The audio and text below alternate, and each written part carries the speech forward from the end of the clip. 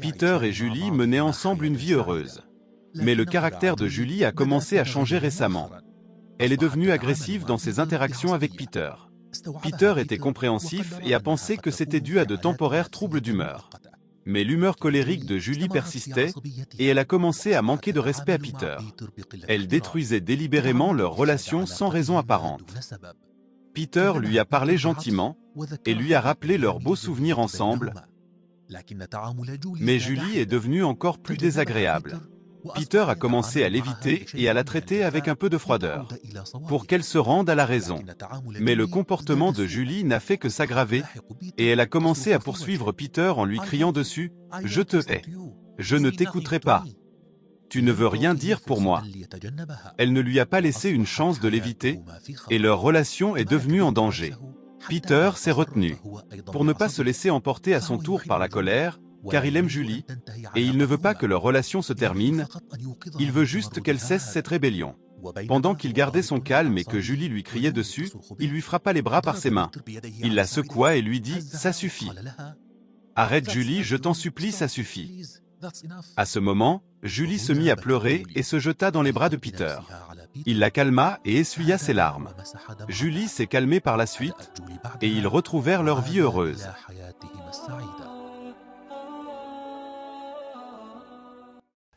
Cette scène romantique entre Peter et Julie correspond, en fait, à ce que la charia, loi islamique, propose comme solution exceptionnelle face aux situations extrêmes qui peuvent survenir dans certaines familles. Et la scène terrifiante d'Abu Zahabal et Fetiya correspond à ce qui se passe réellement en Occident, en dehors d'Hollywood, et c'est la scène vers laquelle mènent les relations amoureuses illicites.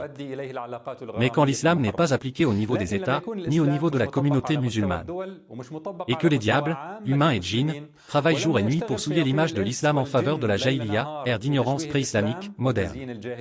Les notions sont alors inversées, et les images mentales deviennent à l'opposé de la réalité. Nous sommes ici aujourd'hui pour réveiller les musulmans, maris et femmes, et non pour défendre des pratiques déviantes chez certains musulmans, ni pour comparer les mœurs des musulmans avec celles des autres communautés. D'ailleurs, si nous faisions cette comparaison, et malgré tous nos défauts, nous ne trouverons pas qu'ils sont meilleurs que nous.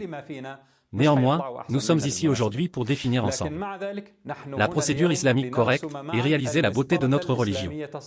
De cette façon, lorsque nous essayerons de résoudre nos problèmes, nous ne le ferons pas en imitant de l'Occident ou l'Orient, mais en retournant vers les paroles de notre Seigneur et la sunna de notre prophète, sur lui la paix et le salut.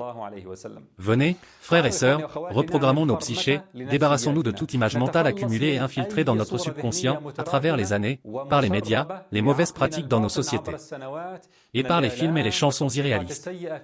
Puis nous verrons ensemble ce qui est de l'islam, et ce qui est de la jahiliya en ce qui concerne le fait de frapper la femme.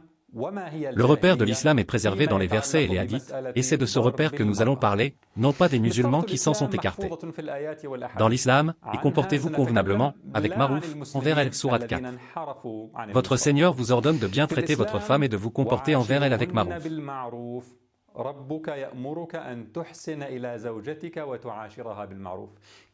Que signifie Marouf? Demandez à notre mère Aïcha, qu'Allah l'agrée, qui a dit de son mari, sur lui la paix et le salut. Son caractère était inspiré par le Coran. Demandez-lui de vous dire les beaux gestes qui ont rempli leur vie, et dont nous avons mentionné des dizaines dans l'épisode. Nada se plaint à Aïcha. Le fait de donner à manger à votre femme avec votre main est une sunna, tradition prophétique. Notre prophète, sur lui la paix et le salut, a dit: tu ne dépenseras rien sans en être récompensé, tu seras même récompensé pour la bouchée que tu auras mise dans la bouche de ta femme. C'est-à-dire lui donner à manger de votre main. Le fait de boire du même verre que votre femme se rapproche de ce que faisait le prophète. Sur lui la paix et le salut, quand Aïcha était indisposée et qu'elle buvait d'un verre, le prophète prenait le verre. Il mettait sa bouche là où elle avait mis la sienne pour boire. La froideur dans les relations familiales n'est pas de l'islam. L'aridité vécue par de nombreux couples n'est pas de l'islam. Alors quand vous voulez faire une comparaison, je vous prie de comparer avec l'islam tel qu'il est dans le Coran et la Sunna, pas comme il est appliqué par les musulmans. Dans l'islam, elles ont des droits équivalents à leurs obligations, conformément à la bienséance. Vous, femmes, avez des droits envers votre mari comme il en a envers vous. Il doit se faire beau pour vous, considérer vos sentiments, et ne pas vous trahir, tout comme vous le lui devez aussi. Telle est la base dans les relations conjugales. Bon, disons qu'une certaine femme s'est mal comportée. L'islam vient rappeler aux maris de préserver leur affection et d'être patient. Et comportez-vous convenablement envers elle. Si vous avez de l'aversion envers elle durant la vie commune, il se peut que vous ayez de l'aversion pour une chose où Allah a déposé un grand bien. Sourate 4. Si la femme s'emporte et continue à détruire son foyer, alors, qu'elle se sépare de lui, qu'elle lui rende une partie ou la totalité de la dot et qu'il divorce. Le mariage n'est pas une prison sans échappatoire. Si elle ne veut pas mettre fin à son mariage avec une contrepartie financière, et qu'elle insiste à rendre la vie difficile, le mari a donc le choix de divorcer, un divorce réfléchi avec des conditions détaillées, choisi comme solution et non par vengeance. Et même le divorce doit être avec bienveillance. Le divorce est permis pour seulement 2 fois. Alors, c'est soit la reprise conformément à la bienséance ou la libération avec gentillesse. C'est-à-dire, la relation avec la femme doit rester dans le cadre de la bienséance et de la gentillesse. Donnez-leur jouissance d'un bien et libérez-les. Par un divorce sans préjudice. Sourate 33, l'islam est plaisant en tout, même en temps de désaccord. Même si votre femme vous a fait du tort et vous a offensé, vous devez mettre fin à votre relation avec bienveillance et plaisance. Non pas comme les nombreuses déceptions répandues malheureusement, parmi les musulmans. Si le mari n'arrive pas à mettre fin à cette relation, car il entend la parole de notre Seigneur, exalté soit-il, et n'oubliez pas votre faveur mutuelle. Sourate 2, il se rappelle les beaux souvenirs qu'il a eus avec sa femme, il s'inquiète pour leurs enfants et a peur qu'ils soient séparés, et il s'inquiète aussi pour sa femme qu'elle soit prise de remords après avoir ruiné son foyer de ses propres mains. C'est là qu'interviennent les solutions islamiques. Les femmes vertueuses sont obéissantes à leur mari, et protègent ce qui doit être protégé, pendant l'absence de leurs époux, avec la protection d'Allah. Sourate 4, ceci est la norme, c'est ce qui est considéré comme une vie conjugale normale dans l'islam. Certes, mais il y a toujours des exceptions. Et quant à celles dont vous craignez la désobéissance, Sourate 4. Quand il y a des actes de désobéissance dont on craint les conséquences, rébellion, préjudice et non-respect envers l'institution de la famille, quelle est la solution? Exhortez-les. N'avez-vous pas vu Peter reprocher à Julie son comportement? Le mari exhorte sa femme et lui rappelle le droit d'Allah et les effets de sa rébellion sur tout le monde. Éloignez-vous d'elle dans leur lit. Sourate 4, il n'établit pas de relations sexuelles pour éviter son harcèlement et limiter le mal, et parce qu'il est obligé de se montrer froid en quelque sorte. Si rien de cela ne marche, que faut-il faire? Et frappez-les. Sourate 4, frapper pour se venger et évacuer sa colère? Non, cela est interdit à l'unanimité des savants, car même la correction physique a ses normes, ses règles de bienséance, sa convenance et son élégance, comme pour le divorce. N'avez-vous pas entendu les paroles de votre prophète, sur lui la paix et le salut? Allah a certes prescrit la bienfaisance en toutes choses, y compris dans la correction physique en cas de nécessité.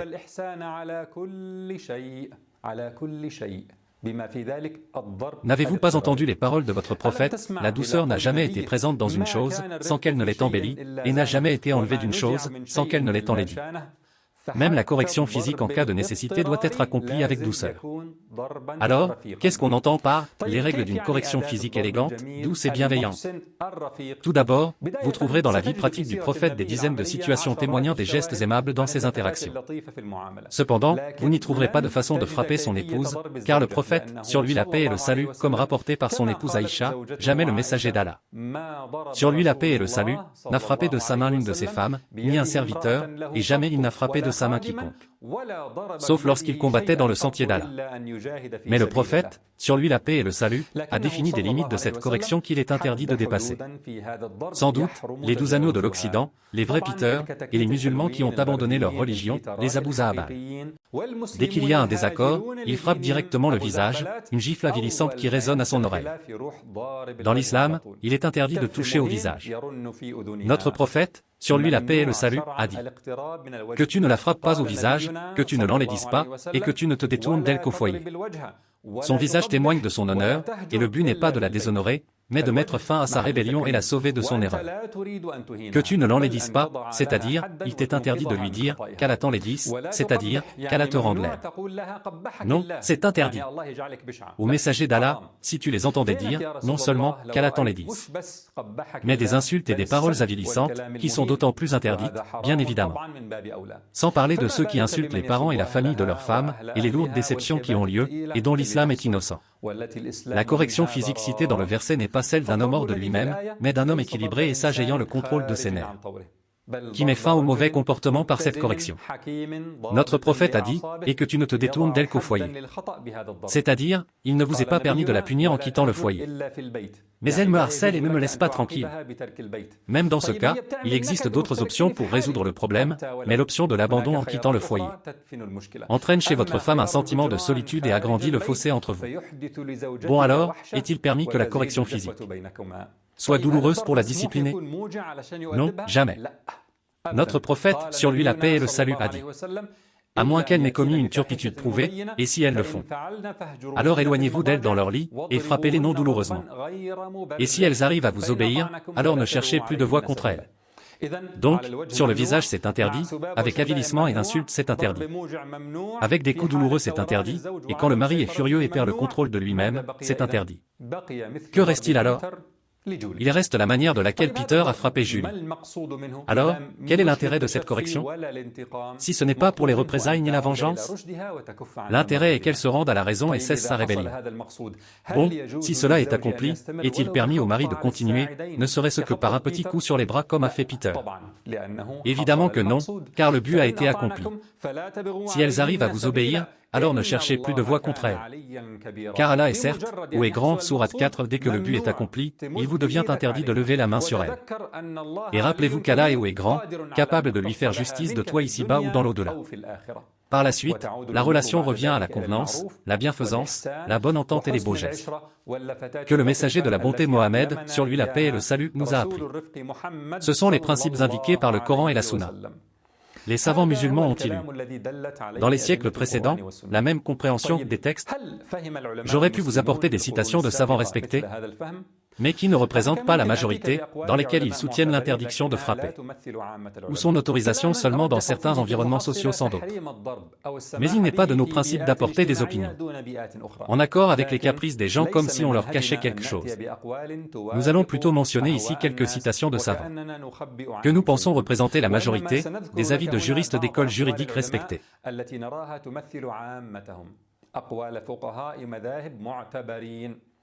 Ibn Shah, l'un des juristes malikites, a dit, s'il conjecture qu'elle ne cessera probablement la désobéissance. Cela signifie, s'il n'y avait que les coups terrifiants qui fonctionneraient avec elle, le mari ne serait pas autorisé à la punir. Ni par une correction terrifiante, ni par une correction inférieure. Parce qu'il n'est pas question de punir ou d'évacuer sa colère, mais plutôt de discipliner la personne en faute. Si elle ne va pas être disciplinée, alors il n'y aurait pas d'intérêt à frapper, il lui est donc interdit de frapper. Alors, quelle est la solution? Il existe d'autres options, envoyer alors un arbitre de sa famille à lui et un arbitre de sa famille à elle, sourate 4. Il est possible de divorcer, de casser le mariage moyennant une contrepartie financière, mais frapper? Non, tant que la correction légitime ne fonctionnera pas. Et Ibn Arafa, des Malikites, a dit, s'il affirme ou conjecture l'absence d'intérêt, de l'abandon. Qu'il la frappe s'il en affirme ou conjecture l'intérêt, pas s'il en doute. Autrement dit, il lui est permis de frapper. S'il conjecture avec forte probabilité ou s'il est certain que ce sera utile, pas s'il le soupçonne. Ceci en ce qui concerne l'école juridique malikite. Quant au Hanbalite, Al-Bawti a dit, et il vaut mieux ne pas la frapper pour préserver l'affection. C'est-à-dire, même si elle a mérité la correction, il vaut mieux ne pas la frapper. Des Shafi'ites, Ibn Hajar al-Haytami a dit, mais s'il sait que ce n'est pas bénéfique, alors c'est interdit. Autrement dit, mes frères et sœurs, tout le monde parle d'une correction physique consciente et disciplinaire, ayant pour seul but de corriger l'erreur et de préserver le foyer et la relation entre les époux. Bon, et si la femme violait non seulement le droit du mari, mais aussi le droit d'Allah, exalté soit-il. Ibn Hani a demandé à l'imam Ahmad ibn Hanbal si un homme peut frapper sa femme parce qu'elle n'accomplit pas la prière. L'imam Ahmad a répondu, oui, qu'il la frappe doucement et non douloureusement, peut-être qu'elle y retournera. Ceci bien que le mari veut lui imposer le droit d'Allah, et l'un des piliers de l'islam les plus importants, la prière. Vous pourriez dire, de quel Peter et Julie parlez-vous? La réalité est complètement différente. De nombreux maris frappent de la façon d'Abou Zahbal. Je vous le dis pour la énième fois, oui, la réalité est différente à cause de la déception de beaucoup de musulmans et leur éloignement de leur religion, non parce que la charia, loi islamique, leur a ordonné de le faire. Vous diriez, mais le fait que la charia permette de frapper engendrera certainement un mauvais emploi de cette législation de la part des maris. Je vous réponds, frapper la femme est un phénomène répandu. Dans le passé et le présent, dans l'ancienne Jaïliya et la moderne, en Occident et en Orient, et dans les sociétés les plus avancées matériellement et les moins avancées. Et avec des proportions effrayantes et des formes atroces. Mais l'islam est venu et a interdit de frapper à la base. Et l'a restreint à des situations de nécessité, et a changé ses motivations dans ces situations. Il les a changées de la vengeance, de l'évacuation de colère, de l'agressivité et de l'intimidation, à la discipline et la préservation de la relation. Et l'islam a fait que la correction soit exclusivement pour la femme rebelle et en erreur. Et même dans ce cas, il en a établi des règles de bienséance pour qu'elle soit en douceur et avec gentillesse, comme Peter a frappé Julie. Mais pourquoi la frapper en premier lieu? Pourquoi ne pas simplement divorcer? Ceci, cher ami, c'est quand on néglige l'importance de la famille, comme le prêche la Jaïliya moderne, qui cherche à ruiner les foyers et détruire les familles, et élever les enfants selon ce que veut le système international, puis assouvir les désirs par la fornication et l'homosexualité. Voulez-vous dire que la femme doit endurer, même si son mari viole toutes ses règles de bienséance? Et la frappe au visage, l'insulte, la blesse et insulte sa famille?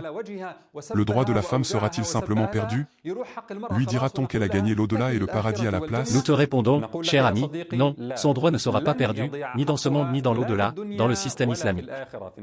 Au contraire, l'islam apporte des solutions à ces situations.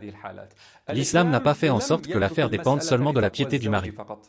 Si certains maris pratiquent mal cette correction, alors ils seront punis par l'autorité de la charia également. La mauvaise pratique ne met pas au défi le verdict légitime lui-même qui autorise la correction physique. Ibn Hazm a dit. Alors il a été déclaré correct que s'il l'attaque sans droit, alors le talion lui est applicable. Talion, c'est-à-dire, punir le mari également à son offense. Et le frapper de la même façon dont il a frappé sa femme. Ahmed al-Dardiri des Malikites a dit. Il n'est pas permis de frapper douloureusement, même s'il sait qu'elle ne cessera la désobéissance qu'avec cela. Et s'il le fait, alors elle a droit au divorce et le talion est applicable sur lui. On parle de qui? D'une femme désobéissante, rebelle et à comportement offensant, et malgré cela, il ne lui est pas autorisé de la frapper douloureusement sous prétexte de la discipliner, et s'il le fait, elle recourra à la justice islamique dans le pays musulman, le mari sera ramené et frappé de la même façon dont il l'a frappé, et elle divorce de lui si elle le souhaite. Bon, s'il l'a frappé non douloureusement, mais que c'était sans droit. Il n'y avait aucune raison de la frapper. Qu'est-ce qu'il en est? Al-Dusuki des Malikites a dit. S'il est prouvé qu'il a transgressé contre elle, le juge le réprimande puis le frappe lorsqu'elle ne veut pas divorcer de lui. Mais plutôt le réprimander et rester avec lui. Ça signifie que la femme consulte le juge. Et lui dit, mon mari m'a frappé sans droit. Le juge fait une enquête et trouve sa déclaration correcte. Ce jeune mari n'est pas raisonnable et il ne sait pas pratiquer la kiwama, autorité et responsabilité de l'homme envers la femme. Il transgresse même, et lui dit, je suis ton mari et c'est mon droit. Alors qu'il ne comprend ni son droit, ni celui de sa femme, ni sa religion non plus. Le juge demande à la femme, alors ma fille, veux-tu divorcer de lui? Non, je veux rester avec lui, mais je veux qu'il soit puni parce qu'il m'a fait du tort. Le juge le réprimande dans ce cas.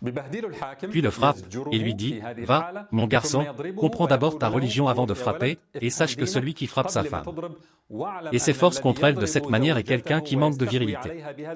Et si le mari frappe sa femme, et que chacun des deux raconte les faits en sa faveur, Al-Dusuki a dit, s'il la frappe et qu'elle prétend l'hostilité, et lui prétend la discipline, c'est elle qu'il faut croire, et le juge lui applique alors sur lui le tazir, sanction disciplinaire, pour cette hostilité. Cela signifie que s'il est prouvé que le mari l'a frappé, et elle conteste en disant qu'il a transgressé, il faut la croire elle, et il se peut qu'il reçoive quelques coups de tazir. Mais ce sujet est objet de différend. Par exemple, Abdus Salam Sanoun des Malikites a dit. Dans ce cas, le témoignage des voisins des époux est demandé, et s'il est prouvé que cette transgression se répète, le mari est alors puni et emprisonné. Et Badr al-Din al-Aini des Hanafites a indiqué que si la femme porte plainte que son mari la frappe, alors elle a le droit que son mari l'héberge au voisinage. De gens pieux qui témoigneront en sa faveur, et le juge réprimandera le mari s'il transgresse contre sa femme. Cela signifie que des mesures spéciales sont prises, notamment le déménagement, pour garantir le droit de la femme. Il en va de même pour les paroles. De Mohammed ibn Jamal al-Kourchi des Malikites, celle qui a été frappée douloureusement par son mari, a le droit de divorcer de lui d'un seul coup, car le prophète, sur lui la paix et le salut, a dit, ne faites pas de mal, et ne rendez pas le mal par le mal. Et après tout ça, certains perroquets viennent vous dire. La jurisprudence islamique à travers l'histoire était une jurisprudence machiste en faveur de l'homme. et il faut la renouveler. Allez demander, s'il vous plaît, à n'importe qui de ces personnes. Si elle sait quoi que ce soit de ces citations de savants que nous avons mentionnées, pour que vous sachiez à quel point la répétition avec ignorance comme des perroquets est nuisible. Mais la base dans les relations conjugales n'est-elle pas la discrétion? Et les époux ne devraient-ils pas s'abstenir de recourir à l'État islamique? Si, c'est ça la norme. Il est aussi de base que la correction physique soit rarement utilisée, et que les maris soient sages, des lions en défense de la religion, et miséricordieux envers leurs femmes. Et en principe, envoyer alors un arbitre de sa famille à lui, et un arbitre de sa famille à elle, Sourate 4 devrait résoudre le problème s'il s'aggrave, car les familles ne manquent pas de personnes raisonnables. Mais le système islamique intégral gère toutes les situations et n'autorise à personne de faire du tort à personne, et il ne laisse pas la femme à la merci du mari s'il ne craint pas Allah à son égard. إن الله يأمر بالعدل والإحسان وإيتاء ذي القربى وينهى عن الفحشاء والمنكر والبغي الظلم وتمت كلمة ربك صدقا la bienfaisance وعدلا. et l'assistance aux proches. Et il interdit la turpitude, l'acte répréhensible et la tyrannie. La tyrannie ou l'injustice. Et la parole de ton Seigneur s'est accomplie en toute vérité et équité. Mais, mon frère, nous ne vivons pas dans des pays islamiques qui établissent la loi d'Allah, et si l'homme frappe la femme, son droit pourrait être perdu. C'est correct à 100%, mais il faut très bien comprendre que ce n'est pas l'islam qui lui a fait tort dans ce cas, mais la jaïliya qui se manifeste par l'ignorance de nos sociétés et de certains maris de la charia de Allah, de sa beauté et sa perfection. Et par l'abandon de la charia d'Allah comme base de jugement. Vous devez bien comprendre, ma sœur, que ce n'est pas l'islam qui vous a frappé. Les coups furieux, douloureux, rancuniers et accompagnés d'insultes, cela fait partie de la jaïliya de laquelle l'islam est venu vous sauver. Et dont vous souffrez désormais, vous et les femmes du monde, en l'absence de l'islam. Vous devez comprendre, ma sœur, lorsque vous lisez le verset, et frappez-les, sourate 4, et que vous vous dites, cela veut dire que mon mari là, me frappe, moi? Mon mari, qui regarde ce qui est illicite, qui interagit librement avec ses collègues femmes, et qui se montre bon et poli face aux gens. Mais violent et coléreux à la maison, celui-là, me frappe? Non madame. Ce n'est pas ce mari-là qui est concerné. Ce n'est pas ce mari-là, qui n'a pas compris, quant à elles, elles ont des droits équivalents à leurs obligations, conformément à la bienséance. Sourate 2. Ce n'est pas ce mari-là, qui pense que la masculinité en elle-même est un privilège, même s'il n'assume pas les responsabilités de la kiwama et ses fardeaux. Lorsque vous lisez le verset, mettez-le dans le bon contexte et l'image mentale appropriée, qu'Allah vous bénisse. Alors, que doit faire la femme de nos jours? Porteur plainte? Demander l'intervention des États? Je dis, les musulmans ne vivent pas dans des États qui observent le droit d'Allah, préservent la dignité humaine et respectent l'entité familiale. Et quiconque demande leur intervention est comme celui qui cherche dans le feu un abri de la chaleur. Donc, mon discours est pour toi femme. Pour toi mari et pour vos familles, pour que nous résolvions nos problèmes nous-mêmes. Et comme je l'ai mentionné dans l'épisode, la femme et la TCC, je ne suis pas là pour détailler chaque cas d'un point de vue juridique islamique, mais pour que nous sachions la grandeur de notre religion. De sorte à ne plus chercher de remède que dans l'islam, et à essayer de l'établir intégralement dans notre vie, car il est capable de résoudre les problèmes avec équité, bienfaisance et équilibre. Tu ne parles que de choses abstraites. Ces principes fonctionnent-ils en réalité? Très bien, voyons donc la pratique concrète du temps où l'islam était réellement appliqué. Nous l'avons vu dans le livre et la sunna, ainsi que dans les avis des juristes. Maintenant, voyons dans l'histoire. Quand il y avait un système islamique intégral, l'abus de correction physique était-il un phénomène courant? Les versets ont-ils produit des femmes battues, complexées et à faible personnalité? Quelle femme complexée? Est-ce l'enseignante de la communauté, notre mère Aïcha, qu'elle a l'agré? Ou Safiya al-Shebani, la mère par Ahmad ibn Hanbal? Khadija Khatoun, la mère de famille de Mohammad al-Fatih? Ou les mères des soldats qui ont piétiné les couronnes de Khosrow et César et ont fait sortir les peuples de l'adoration des gens à l'adoration de leur Seigneur, des mères dont on peut réellement dire. Derrière chaque grand homme, il y a une femme, et qui avait divers autres accomplissements, dont nous parlerons plus tard, si Allah le permet. Les livres d'histoire ont décrit ces époques en détail. Y parle-t-on d'un phénomène de femmes battues? Alors, si la correction physique est ainsi décrite dans le Coran, la Sunna, la jurisprudence islamique et dans l'histoire, d'où vient donc cette image mentale de Abu Zahbal et Fatia? Elle nous vient du lavage de cerveau que nous avons subi durant des années à travers les films qui illustrent l'oncle Hadj qui frappe sa femme et lui dit: tu me seras soumise, car Allah a dit ceci, le prophète a dit cela, pour qu'ensuite ses fils le trouvent dans une boîte de nuit en compagnie d'une danseuse. Elle nous vient de certaines pratiques déformées de musulmans eux-mêmes. Et comme dit le proverbe, aucun ennemi n'est plus néfaste à l'ignorant que lui-même. Elle nous vient de clips sur lesquels travaillent les ennemis de l'humanité jour et nuit pour souiller l'islam.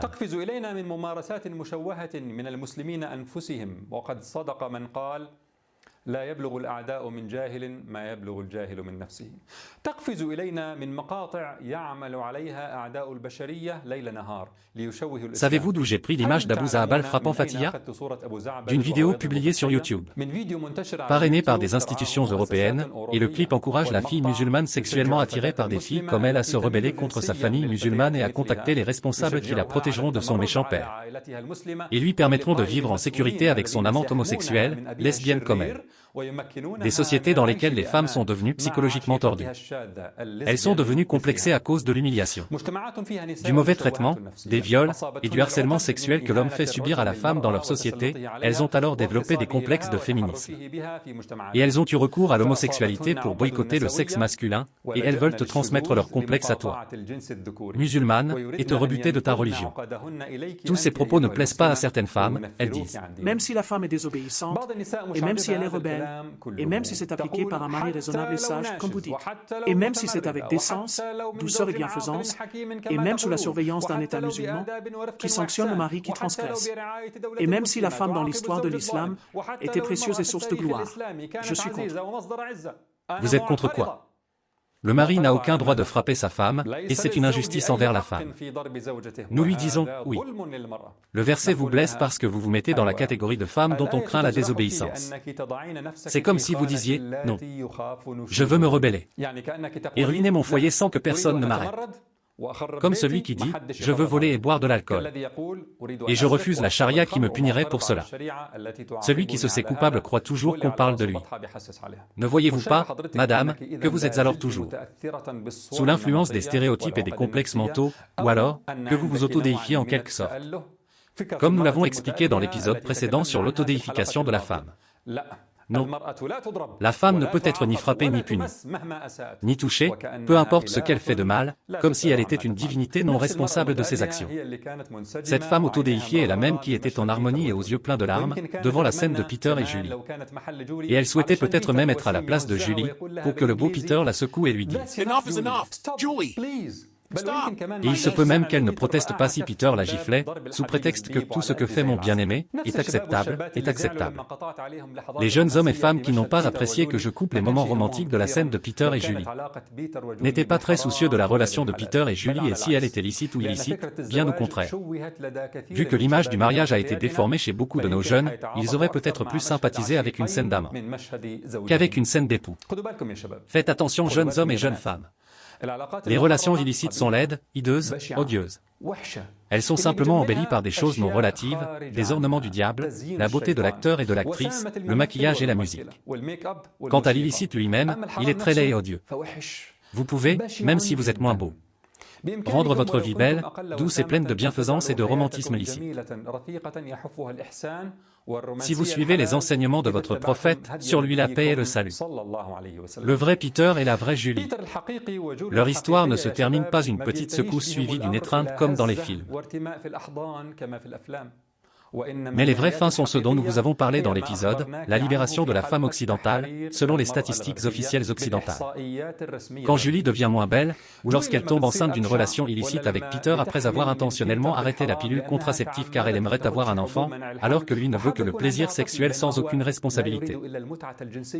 Ou lorsque Peter découvre qu'elle le trompe avec un autre, ou quand Peter est ivre ou sous l'effet du cannabis ou de drogue, à ce moment, il ne la secouera pas doucement et raisonnablement. Mais il l'attaquera avec des coups de poing et de pied, la boxe romantique que Hollywood vous cache. Les statistiques officielles que nous avons rapportées disent qu'une femme sur 4 subit une violence extrême de la part de son partenaire intime. Mais qu'en est-il du pourcentage de femmes qui subissent une gifle après l'autre et se font insulter et humilier?